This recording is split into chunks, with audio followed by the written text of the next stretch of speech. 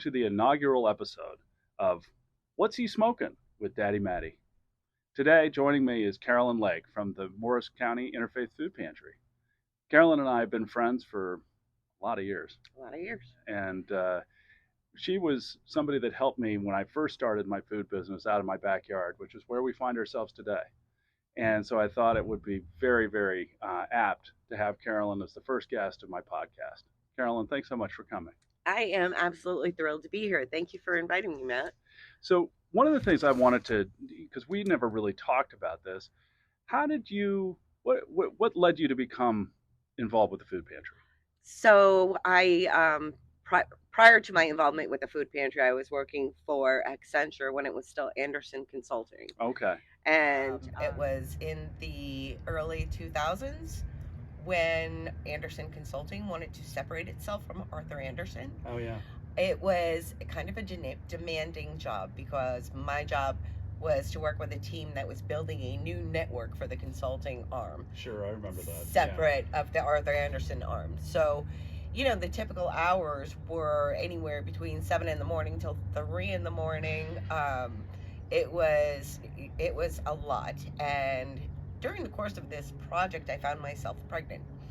Yeah. Yes, it was a lot of fun. Well, I mean, taking that That's a elevator up on, Yeah. Avenue of the Americas, and by the time I got to the 8th floor, I needed a little break. So it was demanding. And after my youngest daughter was born, I decided that I was going to take some time off, and I was going to stay home with her.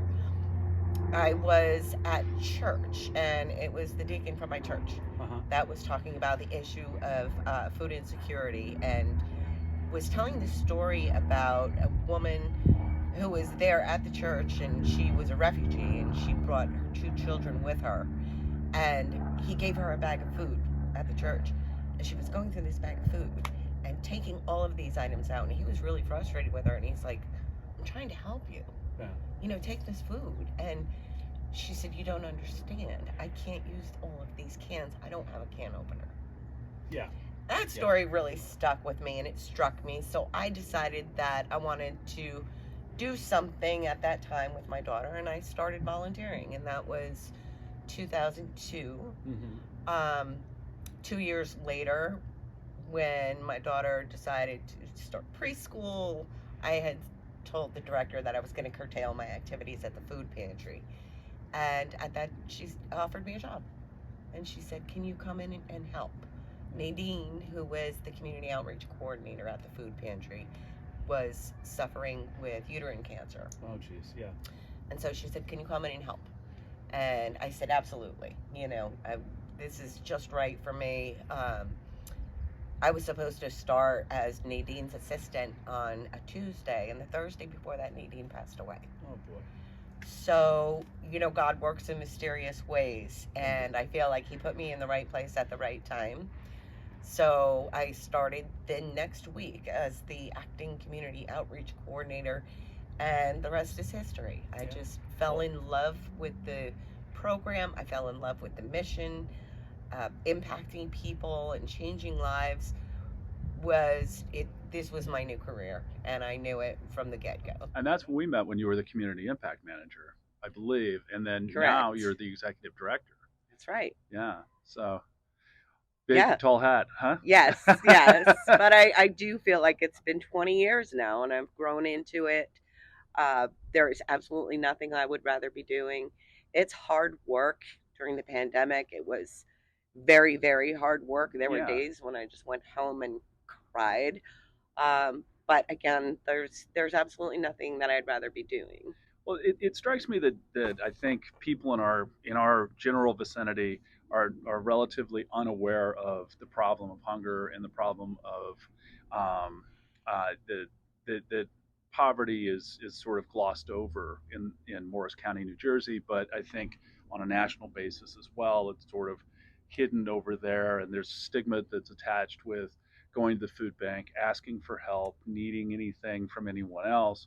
And I've got a couple of, statistics that I'll read off here in a minute, but I wanted to ask you, when you're working with clients, and I know that that's probably a term that's used specifically to destigmatize the consumer at the food pantry, when you're Right. working with your clients, what is it that you find to be the hardest thing for them to overcome in order to become a client? Yes, and interesting. We have recently started referring to them as neighbors versus clients. There is a stigma attached to it because when you think of a food pantry, you kind of get this mental image that everyone going to a food pantry is in poverty, Right. or that they're not willing to work, or that they're people that are simply looking for a handout. But I think what would surprise most people when you come into our food distribution sessions, you don't know who is there visiting to receive food and who is there volunteering to give out food. You really cannot distinguish between the two. And this goes back to, we touched on it a little bit about poverty in Morris County.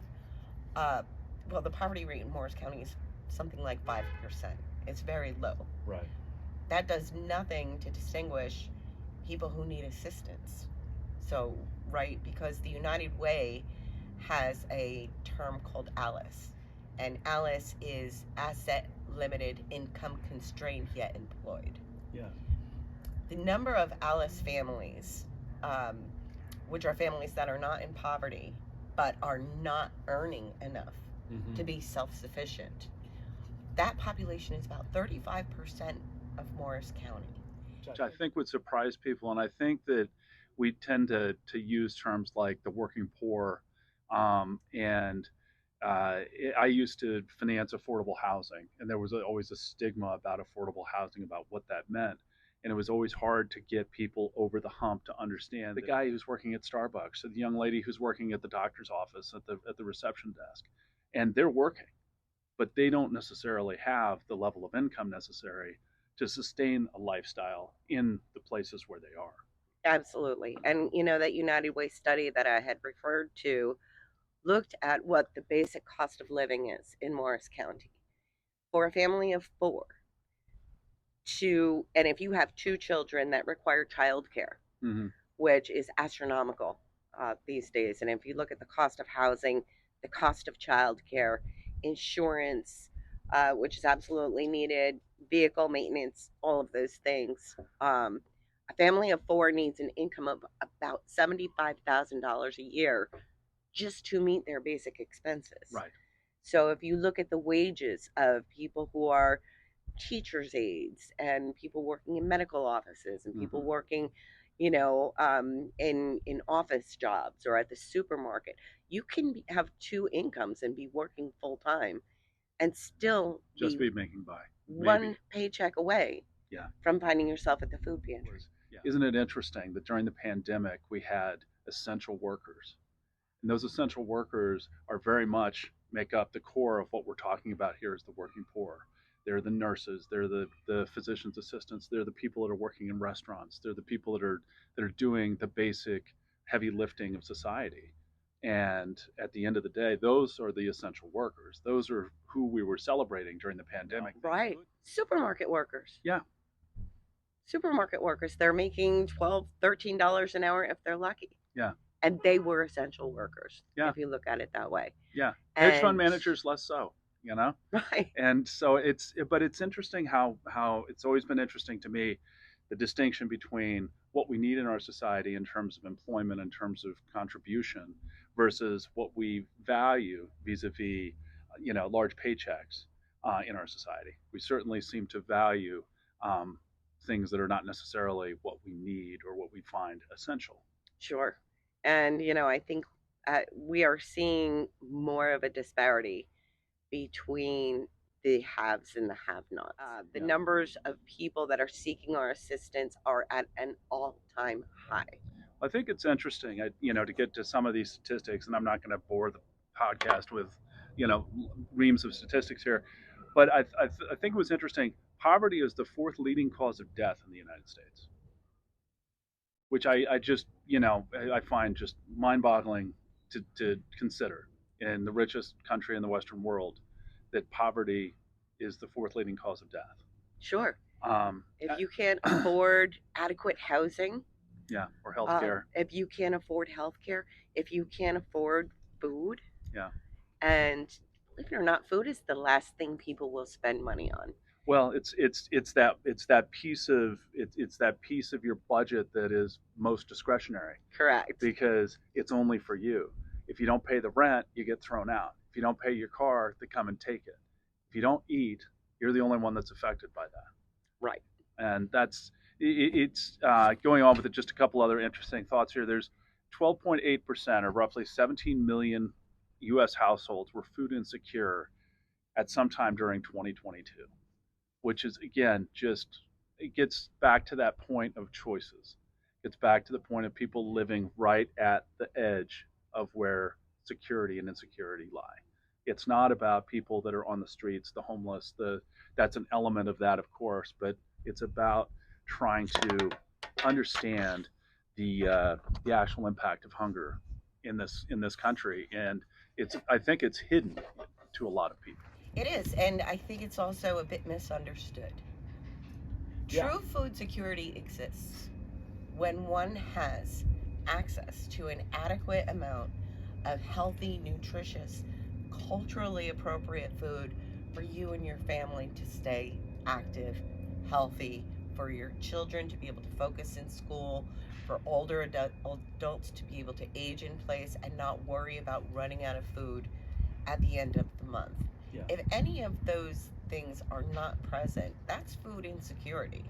You could even have affordable food somewhere nearby, but if it's not there consistently, Yeah. and you don't have consistent access, and maybe this month you have enough money to buy the fresh produce that you needed, and the next month you've got now medicines that you're paying for, your prescriptions have come up, and now you can't afford the produce and the milk and the eggs, then that's creating food insecurity, and food insecurity rates among children and older adults is particularly disconcerting. So there are sort of three things that I wanted to touch on there. Um, One is you talked about culturally appropriate foods, and I think that is absolutely. I think of all like the can drives from when I was a kid, and how did we Sure. oh, let's go to school and we're going to donate all the cans, but it was always the cans of stuff that we didn't want to eat. It was canned green Right. beans or lima beans or whatever stuff. Exactly. And if you're somebody who's an immigrant from anywhere, one, you're not to the earlier story about not even having a can opener. But even if they did, it's not a food that they know how to cook or that they would want to cook necessarily any more than we would want to go to somewhere in Southeast Asia and suddenly change our entire diet because that was what was available. Exactly. Um, And our population is so diverse, yeah, right? We have, the populations that we serve are Latinx, they're Indian, African American, there's Eastern Europeans, and they all eat different things. So, what we tried to do at the food pantry is ensure that we have a food selection that is as diverse as the people that we are serving. yeah, yeah. It strikes me that that's not an accommodation, that that's really just a recognition of of people. It's seeing people where they are. Correct. So, Carolyn, one of the things that you had touched upon as well in your sort of description of clientele and your neighbors were the work that you do with the elderly, and I Yes. wanted to give you an opportunity to expound upon that a little bit, talk about the delivery programs, the people that are behind the services that you're providing. Sure. Uh, so, what's happening with our aging population is a lot of them are living on very fixed incomes, either Social Security or Social Security and a small pension. They're not getting the income that they need in order to maintain their housing, and have enough food. And those incomes put them at poverty levels. Is that not correct? Not necessarily. Okay. So, in many cases, they are above poverty levels. They do not qualify for programs like SNAP or food Okay. stamps, but they are still struggling. And Right. so they're receiving their Social Security checks, and it's just not enough to pay their rent, and their medicine and their utilities.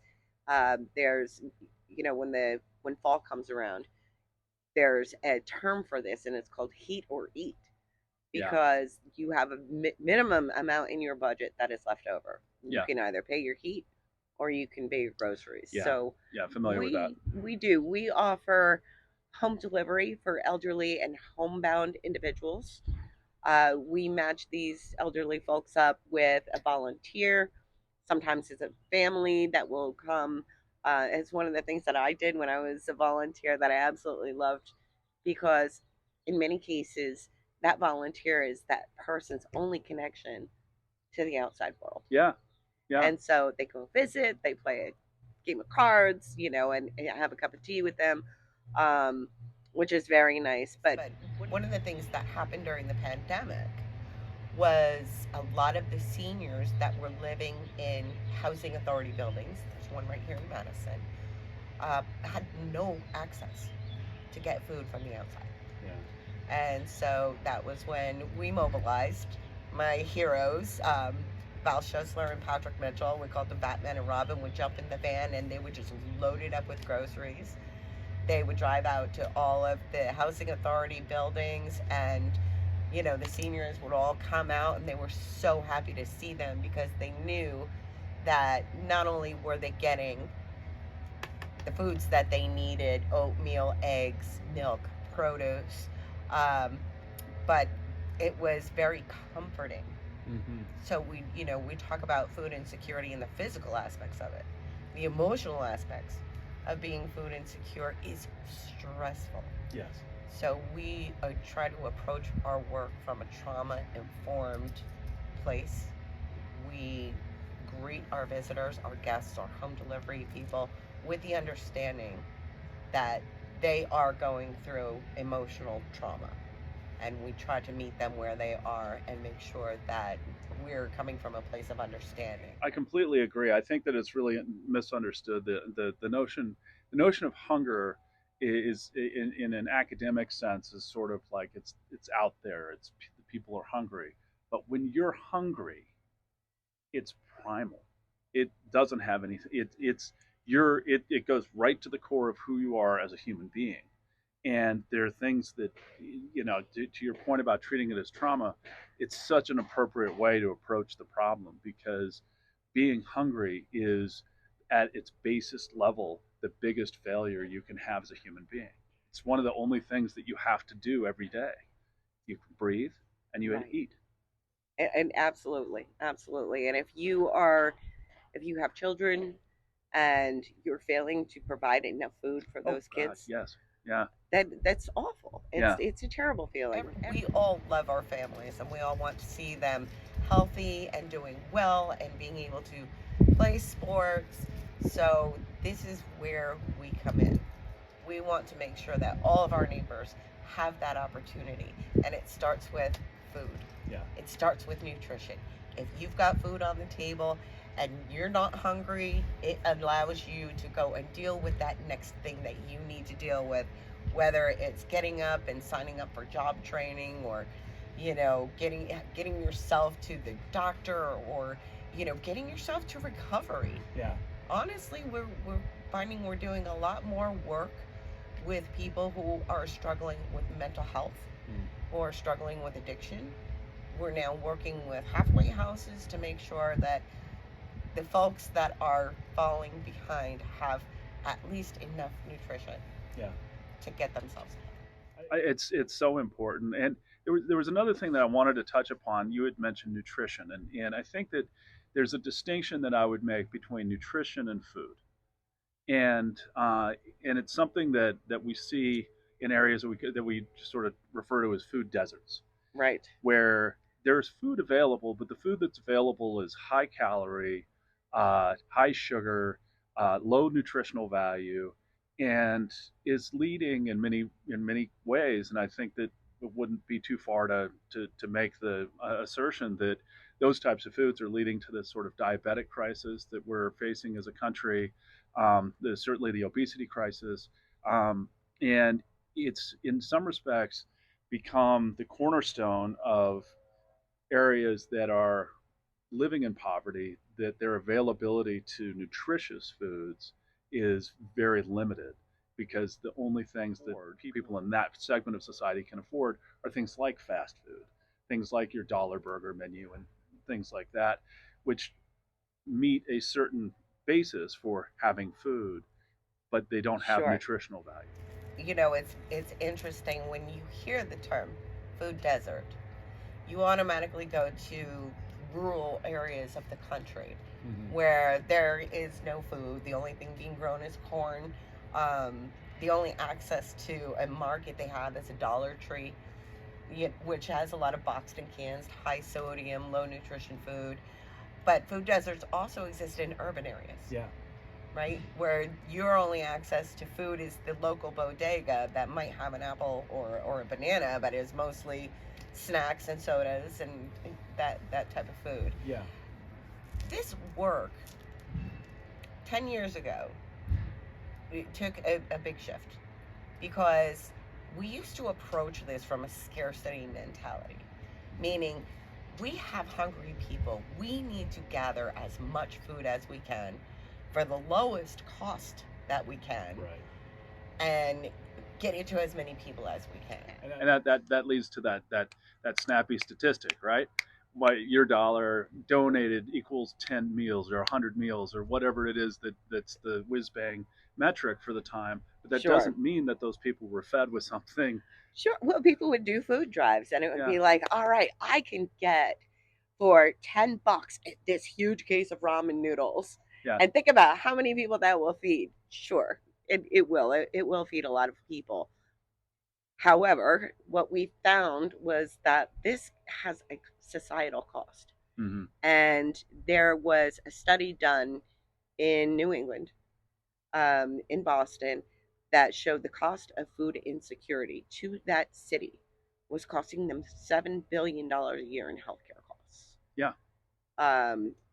40% of the people that come to our program have diabetes, hypertension, or obesity. Mm-hmm. So they all have these food-related illnesses. So our approach is different. It's a little more expensive, but we make sure that we have produce available at every distribution session. And then in between sessions, we have what we call our free farmers market. Mm-hmm. That's produce only. So we are encouraging and making available all of the food. Utilization is the second piece of that puzzle, because now we've got, cabbage and eggplant and all these wonderful things, and 40% of our clients don't know how to use these. So Right. The next step is utilization. So we have nutrition educators on staff that teach people how to prepare these foods, give them recipes. They can sample, little cups, and learn how to use the food. Yeah. And honestly, our neighbors love this. They love the education, and we have anecdotal evidence that many of the clients, 85% of them, in fact, report eating healthier and improving their health outcomes since becoming patrons of the food pantry. It's a wonderful statistic, and it speaks to me about how much potential we actually have as a society if we could address some of these problems more head on, instead of sort of pushing them out to underneath under the curb, under the covers, because we don't want to talk about them.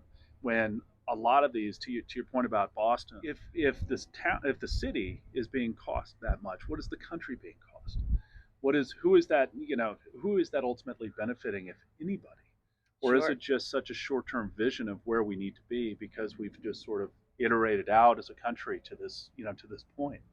There's this wonderful quote that Matthew Desmond has: that poverty is the reduction of people born for better things. And that really struck me, because it speaks to me about the potential, and what you're doing speaks to me about giving people back their potential, giving people back their possibilities. You've hit a rough patch, you're going through something, but let us try to come up with a solution to help you get back to your potential. The food and philosophy of what we do. Mm-hmm. So we are going to make sure that you have enough food. We're going to make sure you have consistent access to enough food. We're going to make sure you know how to use it. What's the next step? And so we partner with a lot of other agencies, County College of Morris, Mental Health Association, other agencies. The sheriff has a really great program called Hope One. Okay. And they are basically connect all of the nonprofits that do different types of work. And that was one of the things that I was gonna. You spoke a little bit about the work that you've done with halfway houses and the housing authorities locally. Are there other not for profits that sort of dovetail into your efforts to help create a more sort of soup to nuts solution for some of these folks? Sure, sure. And, I should also mention that the County of Morris is also one of our partners, right? Right. This work doesn't exist in one realm. So it's not all government benefits. It's not all, let's sign you up for Snap and Wick and whatever we can find you. It has to be a partnership with the nonprofits and the government. Mm-hmm. So if, we're getting them signed up for whatever government assistance they have, and then we look at, who are our other partners. We work with Zufall Health. We just launched a maternal health program with them. To make sure that the programs that they're working on to reduce childhood obesity, Mm-hmm. to make sure that children, young mothers are receiving the proper nutrition that they have. We partner with Atlantic Health. They come through and they do different clinics with our clients. They'll do some free health screenings. Anything else that we can bring to the table that will just help them in their financial situation. The United Way is on hand right now, Mm-hmm. doing tax prep. Okay. And they're looking to see how many of you folks who are paying taxes qualify for the EITC. Yeah. And we're discovering a lot, and they're saving a ton of people money on their taxes. Yeah. So any of those things, right now we have 38 community partners that we're working with on a regular basis, that we're providing food, and that they come back full circle and they'll provide referrals and other assistance to the neighbors that we are serving. Yeah. We are part of a coalition. We call ourselves Feast, and we are the Food Equity and Security Task Force of New Jersey. And it's regional food hubs in Morris, Essex, Passaic, Somerset, and Union County, and Bergen, and we all kind of like compare notes. Yeah. And look at how different counties operate, and how are you working with your human services department, and how are you working with some of the other nonprofits in this space. And I have to say, we do a good job. Yeah. Morris County really does a good job. When you look at the safety net, some of the other nonprofits that are, providing services, JBWS, Family Promise, Homeless, they all do amazing work. And, versus trying to replicate or duplicate our services, we just do referrals back and forth. Right. And we do work very well together. And it's a coordinated effort, like I said, with the nonprofit community and the Morris County government. So this is another, sort of raises another question, which is, we talk about not-for-profits, right? And I've done a lot of work with not-for-profits in varying capacities over my career. But one of the things that I think is often misunderstood about not-for-profits from people on the outside, and sometimes from people on the inside, there's a sustainability to the running of the business. It is not just simply going to the government, asking for a grant, turning around, spending that grant, and going back to the government, asking for another. That the really successful, really dynamic not-for-profits that are out there doing work are able to basically create programs that are sustainable. Sure. And, this is another shift in mentality, because a few years back, if you had gone to, somebody in the philanthropic community, and you went to a funder and said, I need $90,000 to hire a development director, they said, we don't do that. We only fund programs. We're not interested in your fundraising efforts. You figure out a way to do that. Mm-hmm. And that there has been a major shift in that area, and a lot of the philanthropic community has taken a turn and said, look, we want to invest in your organization. Right. We're not going to be investing in organizations that we think are going to be gone in 20 years. Yeah. We want to see your fundraising plan. Show us, how do you plan on sustaining this? Yeah. And so fundraising is key, and fundraising is critical. And it has to be well thought out. It has to be strategic. You've got to have the community well immersed and well informed about your work, which encourages individuals to donate, houses of worship, companies. What I've found in the work that I've done with other not-for-profits is one of the things that's been really helpful in the fundraising portion of the scheme has been to create concrete metrics around what you're achieving. And depending on what the purpose of the not-for-profit is, that could be any number of things. But when you think about the concrete metrics of what the food pantry is achieving, what are the things that, like, when you sit down with your board and you say, okay, guys, let's look at this year. Let's look at what we did right. Let's look at what's sustainable. Let's look at what we did wrong. And let's not do that again. But Sure. how do you think of them? And I think it's an ongoing evolution and constant improvement about how do we report success? How do we measure outcomes? I can sit here and tell you right now that we gave out 2.1 million pounds of food last year. We had 39,000 family visits to our pantries and through the other pantries that we work with in the senior housing units. But what does that mean? Right. What does that mean? We know that, 2.1 million pounds of food is equivalent of about 1.8 million meals. So we could measure it that way. But what's the story? What's the impact? Who's changing? Yeah. Whose possibilities have been regained because of this? Who's been lifted from this? So we can report to the health outcomes. We can go to those, case studies and the surveys that were conducted to see who's eating healthier, who's less stressed, who has lost weight, who's cut their A1Cs, who's been able to eliminate some of their medications. Yeah. But there's more to the story. Yeah. So, Carolyn, we were talking a little bit about measurements, and one of the things that is always hard, I think, for not-for-profits, particularly socially focused not-for-profits, is how do you measure things that aren't necessarily measurable? The things that are measurable, as we had indicated, we can say we gave out 2.1 million pounds of food last year. We can say we accommodated 39,000 household visits. What does that mean? Where is the outcome? Where is the change on the other side? And we can measure some of these things anecdotally. We can survey our clients. We know that 85% of them have improved their knowledge between diet and health. We know that 85% of them have improved their eating habits.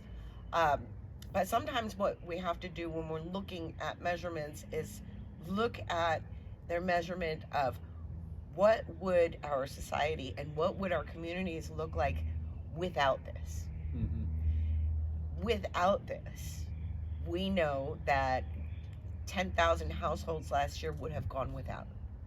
Without this, we know that incidences of hypertension, diabetes, and all of those things that are associated with eating off the dollar menu or eating cheap food are going to have an impact on healthcare costs later. So we can also look at outcomes that way. Is what is the outcome and what is the difference if this service does not exist?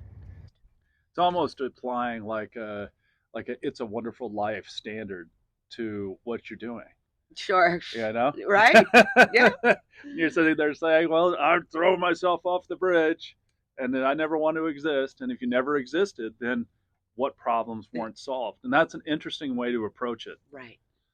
That's an interesting way to approach it. And I think probably one where that then does lead to ways to be able to measure it, because it's the absence of that service. Right. What would those families have done? Yeah.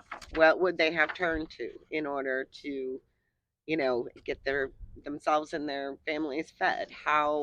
What is the impact of the food and the nutrition not being there? Yeah, yeah. Well, I think that's a really holistic, really nice way to approach it. Um, I don't want to take up all. Well, I do want to take up all your day, but we have cooking to do. We Oh have yeah, other things I to do. can't wait. We have I think it's Glenbrook gonna be Brewery, who's provided the beverages for the day, and so after we get done with this serious, podcasty bit, yeah. we'll go on and actually do some cooking, which is really the crux of the show anyway, which is cooking with friends and having community and helping locals. But in that vein, how what can we do to help? What as citizens in the county, as members of the community, and whether they're specifically here in Morris County or even just some poor schlub who got stuck watching this thing halfway across the country, what are some of the things Sure. that we as people who are not full-time employees of a food pantry can do to assist the food pantry, donations or volunteer work, or what are the most important elements for you? So there are some very simple things. We love the food drives. Keep doing the food drives.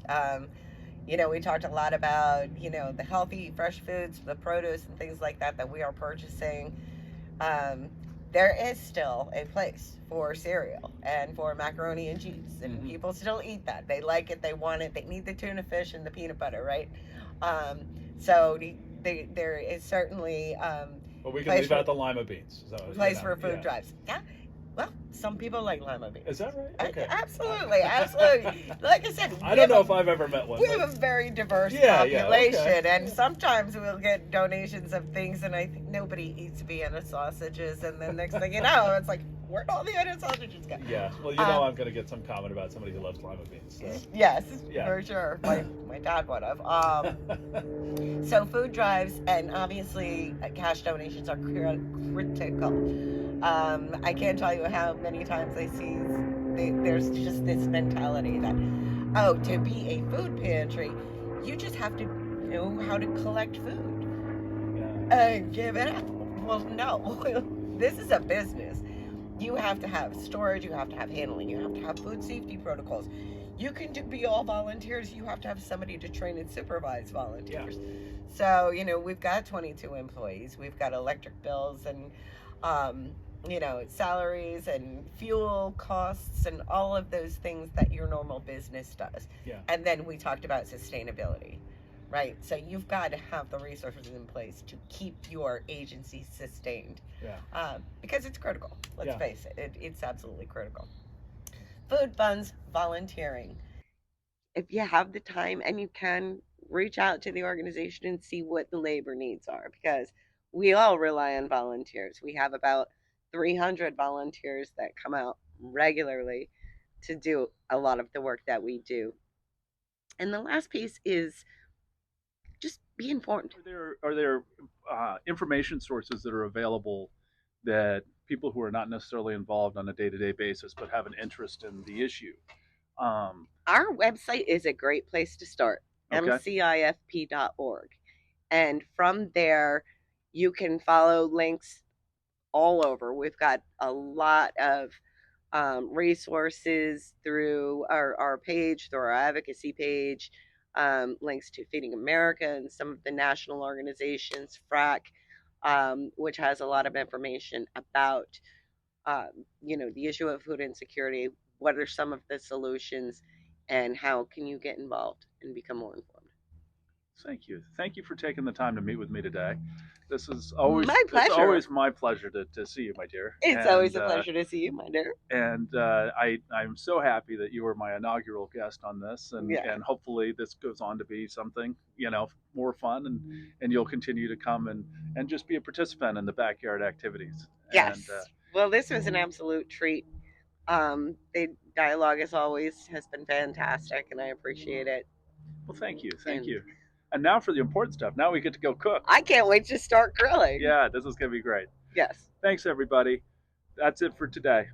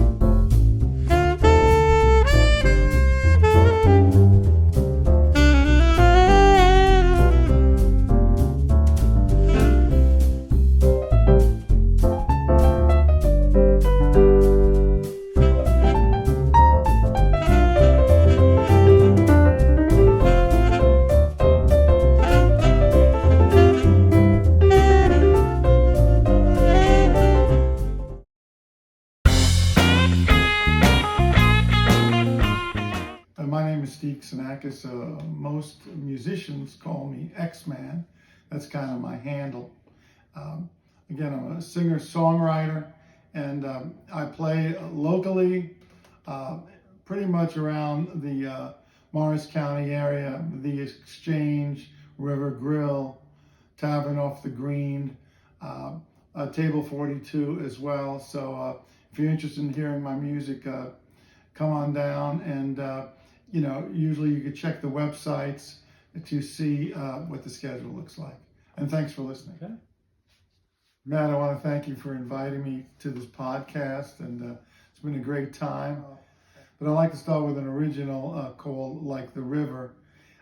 I selected it today because I know the environment is important to you as it is to me. So I'm going to sing a song about how concerned I am about the current state of our environment and how we're not taking care of it. This is called Like the River.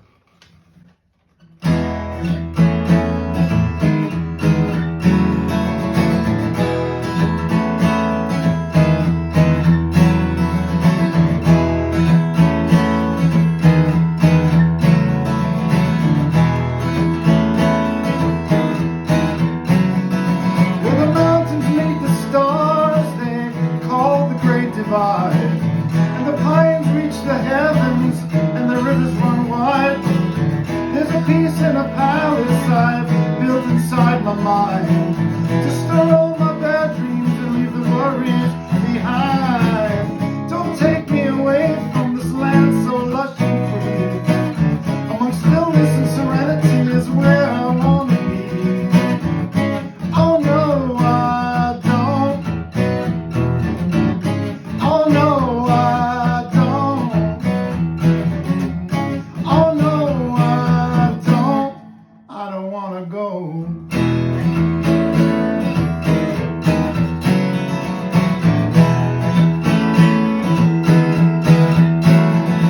Where brooks meander the hills, they call the Blue Ridge Way, and deer gamble in the meadow at the break of day. There's a peace and a palace I've built inside my mind, to store all my anxieties and leave the troubles behind. Don't take me away from this land so lush and free.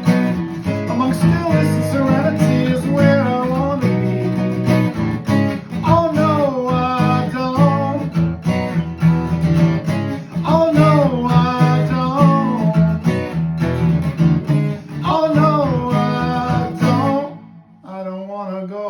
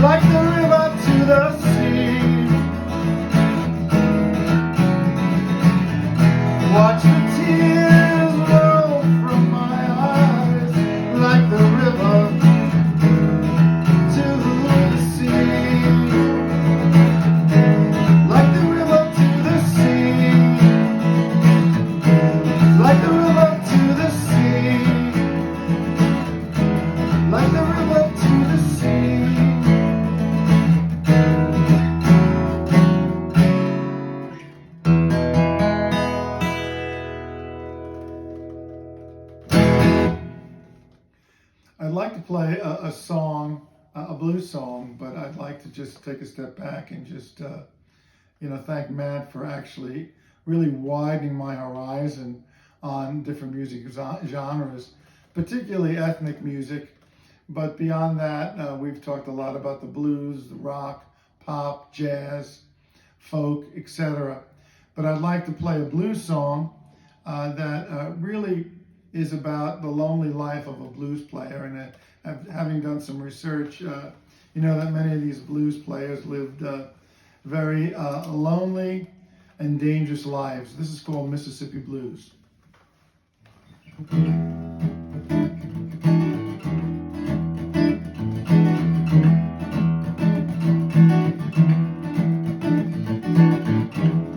Listen carefully to the steamboat rolling down the Delta line.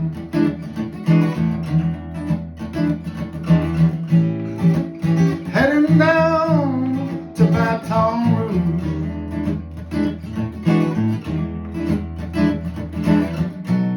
The man with the axe, he was playing the blues. Get down with Sister Margaret, she'll read your palm, yeah. Only read me, sister, only read me the good news.